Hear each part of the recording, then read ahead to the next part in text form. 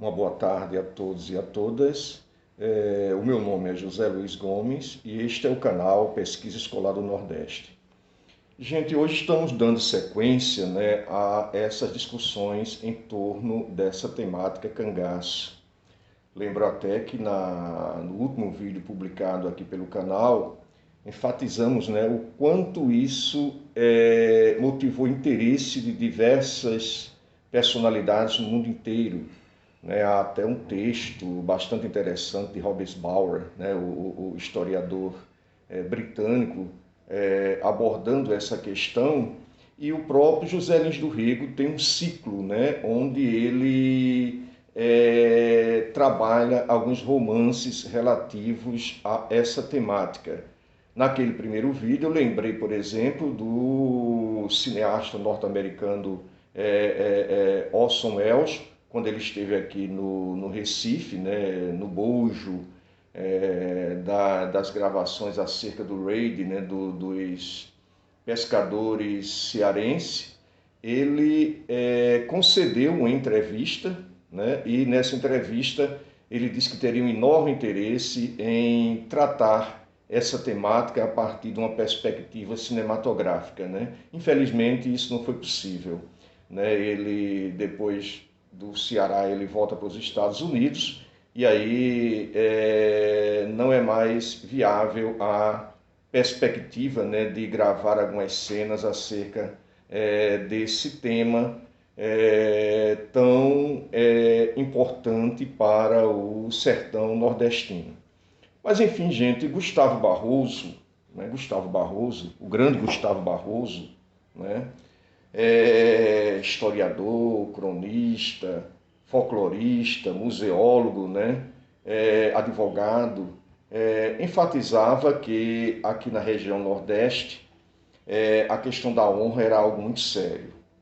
Quem não se vingasse estava moralmente morto, moralmente morto. Então veja só, em todas as circunstâncias em que a gente analisa o que a origem do cangaço ou como os cangaceiros entraram para este mundo, está patente a questão da vingança, está evidenciada a questão da vingança.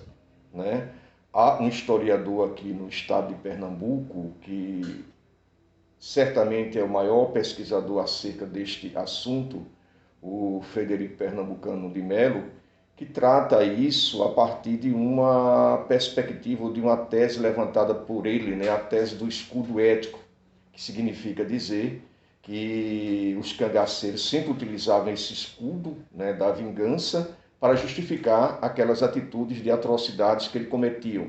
Atitudes de atrocidades e até atitudes que fugiam um pouco das regras da boa convivência social, como saques, roubos, agiotagem, quer dizer, esse mundo marginal, esse mundo da bandidagem. Mas sempre contundentemente enfatizavam que entraram para essa vida para vingar-se, por uma questão de honra. E há uma glamorização acerca, por exemplo, do Lampião, há algumas perspectivas que o apontam até como um guerrilheiro, como um bandido social. No caso de Lampião, essa tese do Frederico Pernambucano de Melo, ela se aplica perfeitamente. Não sei se ela se aplica em relação, por exemplo, a outros cangaceiros, como o Jesuíno Brilhante, ali da cidade de Pacu, no Rio Grande do Norte, ainda na época do Império, das grandes secas do Ceará, as secas chamadas secas dos 77, que praticamente dizimou a metade da população cearense. Foi nesse período, inclusive, que houve uma grande migração da população cearense para a região do Amazonas. Jesuíno Brilhante, de fato, entra no cangaço também, por uma questão de vingança. É muito parecida a história, parece que eles combinaram. É impressionante como, vivendo em momentos tão distintos, essa questão é tão presente para justificar a entrada dessas pessoas no cangaço, né? No caso de, por exemplo, de Lampião, o Lampião teve um litígio com o José Saturnino, que era um vizinho dele ali em Serra Talhada, em função de que um funcionário do Saturnino teria roubado, né, alguns bodes que pertenciam à família de Lampião, né? E aí há um litígio, um entreveiro, né? Lampião e a família precisam se mudar do local. Dizem até que Lampião nunca vingou Saturnino, né? Mas talvez uma precipitação fazer esse tipo de afirmação.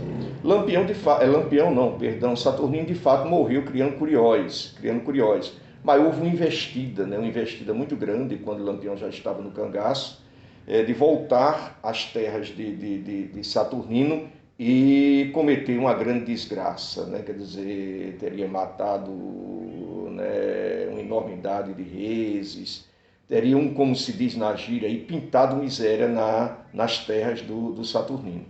Felizmente, Saturnino não estava no local, né? Há um outro personagem, o comandante da Volante, cujo soldado matou o pai de Lampião, né, por engano, né? Realmente ali eles estavam procurando um outro bandido, né, o Fragoso, e aí o pai de Lampião estava junto, né? Já havia ali umas indisposições entre as forças policiais e a família de Lampião, e eles acabaram assassinando o pai de Lampião, né? O José Santana, né, nunca foi molestado também, que era o comandante da Volante, embora Lampião tenha vingado-se, né, do soldado que matou seu pai, né? Isso aí ficou bem patenteado e isso é apresentado oficialmente como o motivo, né, da entrada de Lampião no cangaço. Mas voltando, né, Lampião era uma espécie de bandoleiro, Lampião cometia muitos delitos, né, saques, roubos, né,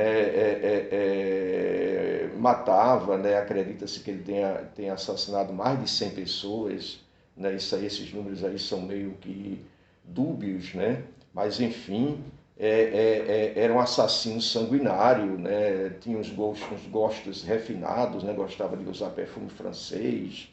Enfim, não era tipicamente aquele bandido social, né? Aquela pessoa que entrou para o cangaço com o objetivo, né, ou com o intuito, né, de fazer justiça social, como talvez desejassem, né, alguns acadêmicos, né? Na verdade, o sertão tinha essas características, né, de ausência de Estado, de ações desmedidas, né, dos coronéis, entende, seus capangas. E aí, nesse bojo todo, né, grandes injustiças sociais, nesse bojo todo, né, nesse fermento todo, de uma certa forma, se justifica talvez a rebeldia, né, se justifica talvez ações de contraponto a esse estado de abandono. E é nessa perspectiva que alguns estudos são encaminhados.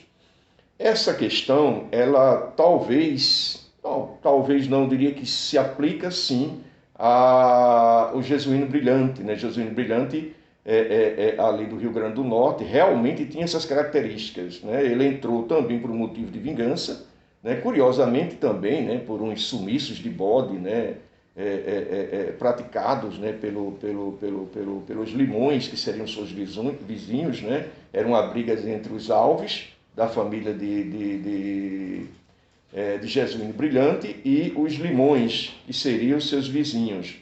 Há inclusive um caso de espancamento, né? Um irmão de Jesuíno Brilhante foi espancado, né, na feira, né? E o Jesuíno tomou as dores, vingou-se, né? Vingou-se. Mas não cometia delitos, né? Existiam regras rígidas, né, dentro do bando, né? Não permitia que seus cangaceiros cometessem esses delitos, roubos ou qualquer tipo enfim, né, de delitos, né, ali dentro daquele contexto, né, não permitir estupros, né, o que ocorria com uma certa frequência dentro do bando de Lampião, né. E um outro dado, pode ser considerado talvez um Robin Hood, né, aqui do Nordeste, porque saqueava, né, juntamente com os moradores, os carregamentos de comida e fazia uma espécie de justiça social, né, distribuindo essas comidas com aqueles moradores famintos, matando a sua fome. Era rigorosamente o galego, né, uma espécie de Robin Hood nordestino. Gente, foi um enorme prazer, né, retomar esse diálogo aqui com vocês. Né? Eu espero que vocês tenham gostado dessas discussões, que vocês deixem seus likes, seus comentários, indiquem o canal, curtam esses vídeos, né, para que possamos dar sequência a essas nossas discussões aqui, sempre tão interessantes. Um grande abraço e até uma próxima oportunidade.